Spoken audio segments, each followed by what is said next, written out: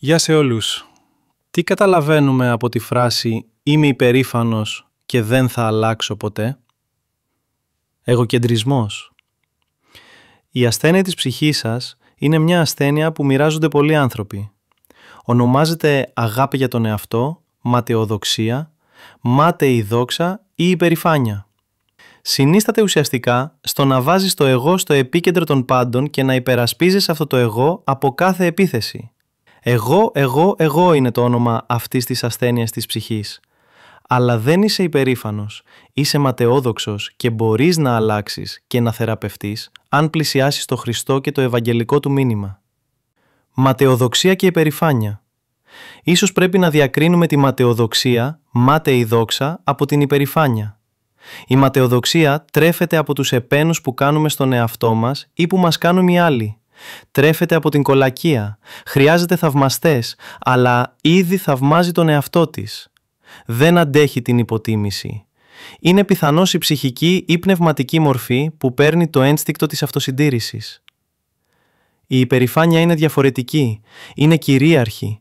Τίποτα δεν την επηρεάζει, ούτε οι έπαινοι, ούτε οι κριτικές. Είναι πάνω από όλα αυτά. Είναι σαν μια θεότητα που δεν χρειάζεται λάτρης.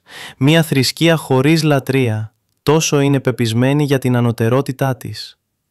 Η υπερηφάνεια είναι μια καρικατούρα της θεότητας, αφού αυτή είναι ακριβώς ταπεινή και χωρίς να το χρειάζεται δέχεται την έκφραση της αγάπης όσων την αγαπούν. Οι δαίμονες. Η ματαιοδοξία και η υπερηφάνεια δεν είναι μόνο ψυχολογικά χαρακτηριστικά. Είναι πνευματικές παθολογίες, δηλαδή έχουν αγγελική φύση, όπως οι δαίμονες. Δεν είναι μόνο προϊόν του ψυχισμού, όπως οι τάσεις της ψυχής. Γεννιούνται με την υποκίνηση των αείλων δυνάμεων που έχουν πέσει, οι οποίες εκδηλώνονται με σκέψεις και υποδείξεις που δεν έχουν μορφή. Η ματαιοδοξία, όπως και η υπερηφάνεια, είναι επομένως διαβολικής προέλευσης. Οι γέροντες λένε ότι δεν ήταν η ματαιοδοξία, αλλά η υπερηφάνεια που ενέπνευσε τον διάβολο να καταστρέψει το έργο του Θεού. Ο Σατανάς δεν αναζητούσε επένους, ήθελε μόνο να είναι Θεός στη θέση του Θεού. Ήθελε εξουσία. Τα φάρμακα. Υπάρχουν θεραπείες για τη ματαιοδοξία, που είναι η περίπτωση που σας αφορά. Πρώτον, επιστρέψτε υπομονετικά σε μια ζωή προσευχής, έστω και περιορισμένη, αλλά τακτική. Το πιο σοφό θα ήταν να ξεκινήσετε με τις προσευχές που σας αρέσουν ή που σας άρεσαν σε κάποια στιγμή της ζωής σας. Δεν μπορούμε να σας πούμε περισσότερα, εσείς ξέρετε ποιες είναι αυτές οι προσευχές. Αν όμως θέλετε μια συμβουλή, σας προτείνουμε να διαβάσετε ορισμένους ψαλμούς, τον 3, 37, 62, 87, 102 και 142, καθώς και τον ψαλμό 50. Δεύτερον, σκεφτείτε ειλικρινά τα λάθη που έχετε κάνει στη ζωή σας. Σκεφτείτε πού και πότε έχετε κάνει λάθος. Για να σας βοηθήσουμε, διαβάστε το κεφάλαιο 5 του Ευαγγελίου κατά Ματθαίον. Τρίτον, αποδεχτείτε με ηρεμία τις ταπεινώσεις που δέχεστε καθημερινά από τους συναδέλφους σας ή τα μέλη της οικογένειάς σας. Ευλογείτε συστηματικά τους ανθρώπους που σας ταπεινώνουν, γιατί υπηρετούν τη θεραπεία σας.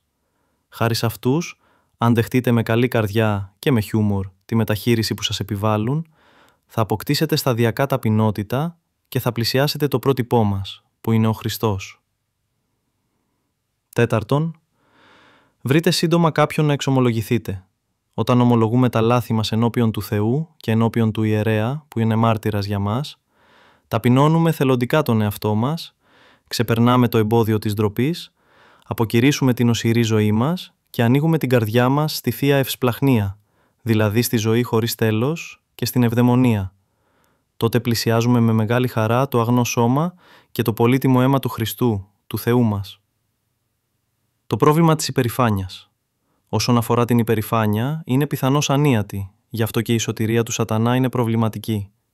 Καθώς τίποτα δεν μπορεί να τον αγγίξει, ο υπερήφανος δεν μπορεί να ταπεινωθεί, κάτι που θα τον έσωζε. Μπορεί μόνο να συντριβεί. Αλλά ο Θεός, που είναι ελεήμων, δεν το θέλει αυτό. Επιμένει να εκδηλώνει την αγάπη του, την οποία ο υπερήφανος δεν θέλει, αλλά που είναι το μόνο αντίδοτο στο κακό του.